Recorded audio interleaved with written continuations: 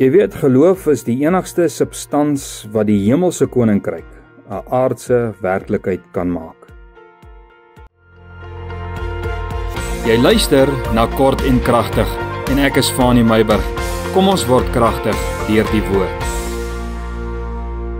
Ja, so die einde van die week ook alweer nader gekom, donderdagmôre, ek groet jou met hierdie gedagte van jy kort meer geloof. En ek wil vir jou lees daar uit Jakobus 5 vers 15, waar Jakobus sê, en die gebed van die geloof sal die kranke red, en die Here sal hom oprig, selfs as hy sonde gedoen het, sal dit hom vergewe word. Jy weet, Matthew Henry het eendag geskryf en hy het gesê, faith is the soul and prayer is the body. Both together make a complete man for any service. En Jakobus sê ons nou vir ons, die gebed van die geloof sal die kranke red.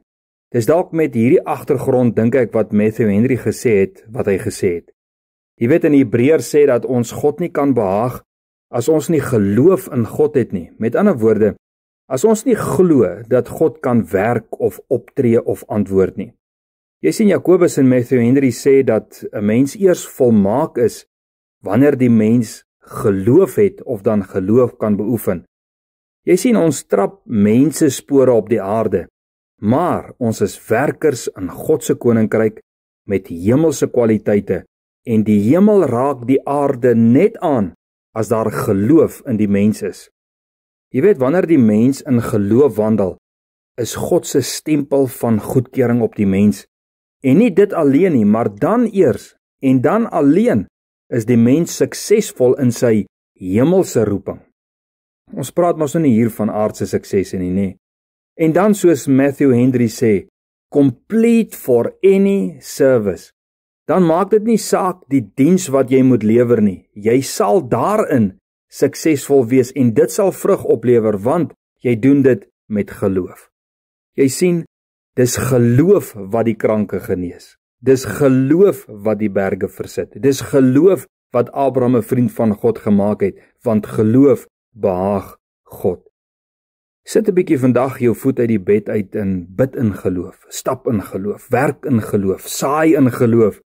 In Lukas 17 praat Jesus oor die struikelblokke wat onvermydelik is en om te vergewe as jou broer oortree het.